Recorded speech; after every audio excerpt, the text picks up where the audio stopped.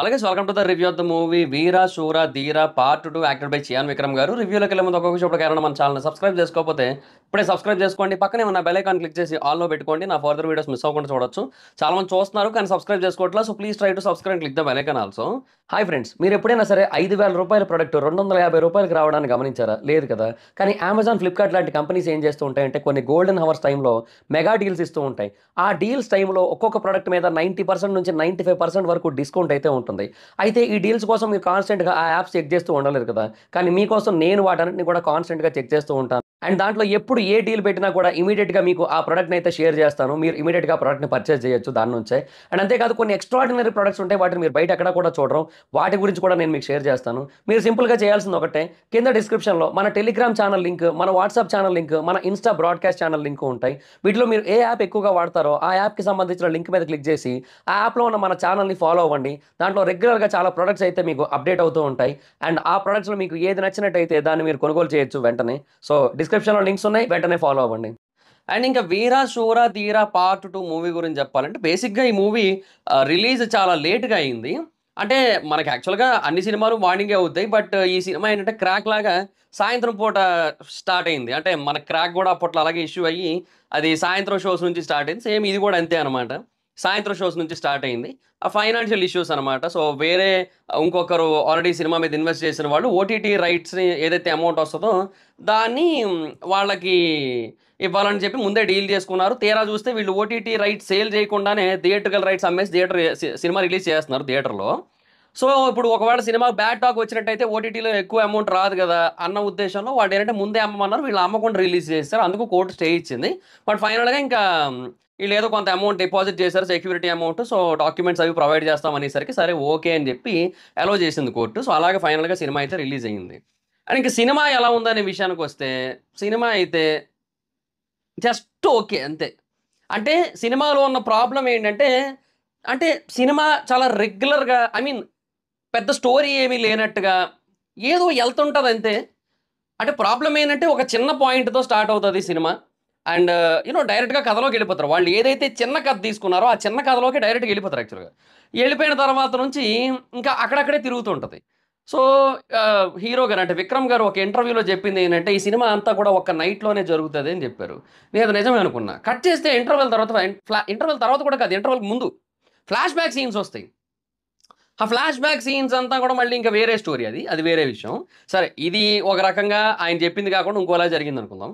సరే అది పక్కన పెడితే ఆ ఫ్లాష్ బ్యాక్ సీన్స్లో అసలు బేసిక్గా ఇక్కడ ఏదైతే పంచాయతీ చూపించాలనుకుంటున్నారో దాన్ని చూపించడం వేరు. దానికి ముందు ఏవేవో రొమాంటిక్ సీన్లా పెట్టి అది ఎందుకు అట్లా చేశారో నాకు అర్థం కాలే. తర్వాత దానికి ముందు జరిగిన సీన్లు ఏవైతే ఉంటాయో అది కూడా చాలా సింపుల్గా అనిపిస్తూ ఉంటాయి. సో ఒక పక్కేమో అప్పుడెప్పుడో అదర కొట్టాడు, దొల్లగొట్టి దూపమేసాడు, అది ఇదని చెప్తుంటారు. కట్ చేస్తే ఇప్పుడు మాత్రం ప్రతి చిన్న సిచ్యువేషన్కి కూడా ఇటు అటు జంపులు కొడుతుంటాడు. అది ఎందుకో జస్టిఫై చేయలేకపోయిందనమాట. సో అది వచ్చిన ప్రాబ్లం. ఎటొచ్చి ఈ సినిమాకి అడ్వాంటేజ్ ఏంటంటే పర్ఫార్మెన్స్ ఆఫ్ చియాన్ విక్రమ్ గారు. విక్రమ్ గారి పర్ఫార్మెన్స్ మనం ఈ సినిమా అనే కాదు, ఇంతకుముందు ఎన్నో సినిమాల్లో మనం మాట్లాడుకున్నాం. అసలు ప్రతి సినిమాలోని నెక్స్ట్ లెవెల్ పర్ఫార్మెన్స్ ఉంటుంది, అలాగే ఈ సినిమాలో కూడా ఉంది. బట్ ఆ కథ ఎందుకో చాలా సింపుల్గా ఉన్నట్టు అనిపించి అట్ ద సేమ్ టైం అంత గొప్పగా లేదనిపిస్తుంది. ఇప్పుడు ఖైదీ సినిమా ఉంది, ఖైదీ సినిమాలో కూడా ఒక్కటే ప్లాట్ అబ్బా, ఒక్క రాత్రిలోనే జరుగుతుందబ్బా ఆ సినిమా కూడా. బట్ ఆ సినిమాలో స్టార్టింగ్ నుంచి ఎండింగ్ వరకు ఆ స్క్రీన్ ప్లే కానీ, ఆ గ్రిప్పింగ్ సీన్లు కానీ, యాక్షన్ సీన్లు ఉంటాయి, కరెక్ట్గా అవసరమైన చోట ఉంటాయి. ఇక్కడ ఒక 2-3 సీన్లు ఉంటాయి, అవి ఎందుకు వస్తాయి ఏంటి ఏం అర్థం కాదు అసలు. అసలు నిజంగా అర్థం కాదు అది. దానికి తోడు ఎస్జే సూర్య గారి క్యారెక్టరైజేషన్ చాలా పవర్ఫుల్గా రాసుకోవడం జరిగింది. అంటే ఆయన ఎప్పుడు పోలీస్ క్యారెక్టర్లు అంటే ఆయన ఎరగదీస్తారు ఆయన. బట్ ఎందుకు దానికి కూడా ప్రాపర్గా సెట్ అయిన ఫీలింగ్ రాలే. సో అంటే కొన్ని సీన్స్ బాగుంటాయి, బట్ ఆ సీన్స్ ఎందుకు వస్తాయో అర్థం కాదు. అదే ప్రాబ్లం అనమాట. అంటే ఆ స్టోరీ ఏదైతే నడిచిందో అది అసలు ఏం అర్థం కాదు. ఇప్పుడు నేను ఏమంటున్నానంటే ఏ అనే పర్సన్ బి అనే పర్సన్ దగ్గర మాటిచ్చి, బి అనే పర్సన్కి మాటిచ్చి సి అనే పర్సన్ని కాపాడడానికి వెళ్తా ఉంటే సి అనే పర్సన్ నువ్వు ఇప్పుడు కనుక నన్ను కాపాడకపోతే నీ వాళ్ళందరినీ చంపేస్తా అంటే అది ఏందో అది అది అది సినిమానే అయ్యి ఉండొచ్చేమో కానీ మేబీ నేను మ్యాక్సిమం సినిమాల్లో ఎక్కువ లాజిక్లు ఎతకను. ఎందుకంటే I always believe the concept of when drama begins logic dies అని. సో నేను దాన్ని యాక్సెప్ట్ చేస్తాను, ఎందుకంటే సినిమాలో మనం కంప్లీట్గా లాజిక్ ఎతుక్కుంటూ కూర్చుంటే సినిమాని ఎంజాయ్ చేయలేం మనం. బట్ అలా ఎతకూడదు అంటే ఆ తర్వాత వచ్చే సీన్లన్నీ కూడా ఎంగేజింగ్గా కనెక్టింగ్గా ఉండాల్సి ఉంటుంది కదా. బట్ అన్ఫార్చునేట్లీ అదేం ఉండదు ఇక్కడ.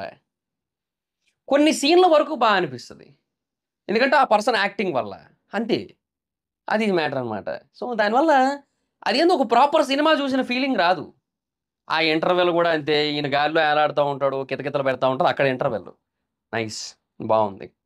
బట్ ఇంకెప్పుడు ట్రై చేయొద్దు. ఏమో మరి చెప్తున్నాను కదా. సో ఫర్ మీ అంటే ఇదొక, నేనేమంటానంటే సగం ఉడికిన ఇడ్లీ లాంటిది. అంటే మేబీ తినేయాలంటే తినేయచ్చు, కానీ అది ఇడ్లీ కాదు, అది ఇంకా పేస్ట్ లాగే ఉంటుంది. అది మ్యాటర్ అనమాట. సో అది అదే ఆ రుబ్బులాగే ఉంటుంది, ఇంకా అలాగ మెత్తగా.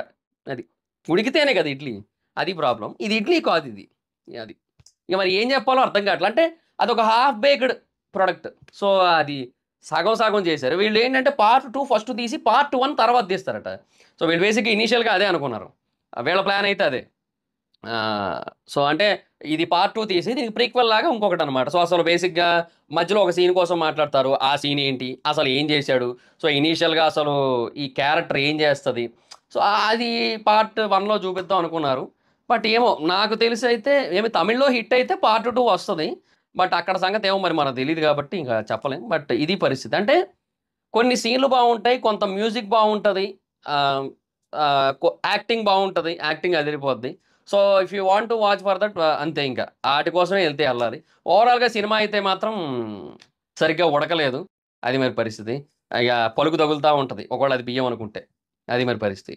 సో ఈ మూవీకి జనరల్గా నేను ఇచ్చే రేటింగ్స్ అయితే I will give 2.9 out of 5. And సోది లేకుండా ఒక ముక్కలో ఈ వీర దూర సూర మూవీ గురించి చెప్పాలంటే, వీర ధీర సూర పేరు బాగానే ఉంది, బట్ ఆ క్యారెక్టర్లో ఆ వీరత్వం, ధీరత్వం, సూరత్వం ఈ మూడు కూడా అవసరమైన చోట రావు. దానికి కారణం భయం. ఒక నిజంగా అది ఏందో ఆ క్యారెక్టర్ ఒక్కటేసారి గాల్లోకి ఎగిరి కత్తి తీసుకొని చెయ్యి నరికేస్తాడు, ఒక్కొక్కసారి ఏమో అసలు ఏమో మొత్తం టామ్ అండ్ జెర్రీ గేమ్ ఆడుతుంటాడు, జంపులు చేస్తుంటాడు ఇటు నుంచి అటు. I couldn't understand the film అంతే. ఓవరాల్గా అసలు ఆ సినిమాలో వాళ్ళు ఏం చెప్పాలనుకుంటున్నారనేది అసలు అర్థం కాలే. ఎండ్ ఆఫ్ ది డే మనం అంటే కుటుంబం, కుటుంబం అంటే మనం, అదొక్కటైతే అర్థమైంది. బట్ ఆ మధ్యలో జరిగిన సీన్లు ఎందుకు జరిగినాయి అంటే అర్థం కాలేదు. మేబీ దానికి పార్ట్ 1 చూస్తే మీకు అర్థమవుతుంది అంటారేమో, సేమ్ లైక్ పొనియన్ సెల్వన్ లాగా అవుతుంది అప్పుడు. ఎందుకది పార్ట్ 2 చూస్తే మీకు అర్థమవుతుంది అంటే, లేదు పుస్తకం చదివితే అర్థమవుతుంది, అది అయ్యే పని కాదు కదా. సో అది నా ఫీలింగ్ అయితే. So for me it is a very half baked product, అది మరి situation. So that's guys, this is the video కనుక మీకు నచ్చినట్టయితే లైక్ చేయండి, వీడియోని మీ సోషల్ మీడియా ప్లాట్ఫామ్స్లో షేర్ చేయండి, like WhatsApp, Facebook, Insta, Twitter, వీటన్నింటిలోని కూడా. ఇప్పటివరకు ఎవరైనా మన ఛానల్ని సబ్స్క్రైబ్ చేసుకోకపోతే ఇప్పుడే సబ్స్క్రైబ్ చేసుకొని పక్కనే ఉన్న బెల్ ఐకాన్ క్లిక్ చేసి ఆల్లో పెట్టుకోండి, నా ఫర్దర్ వీడియోస్ మిస్ అవ్వకుండా చూడొచ్చు. చాలా మంది చూస్తున్నారు కానీ సబ్స్క్రైబ్ చేసుకోవట్లేదు. So please try to subscribe, click the bell icon also. నా ఇన్స్టాగ్రామ్ ఐడి జబర్దస్త్ మైదర్, మీరు అక్కడ కూడా వచ్చి ఫాలో అవ్వచ్చు. Thank you so much guys, బాగా video next video, bye by.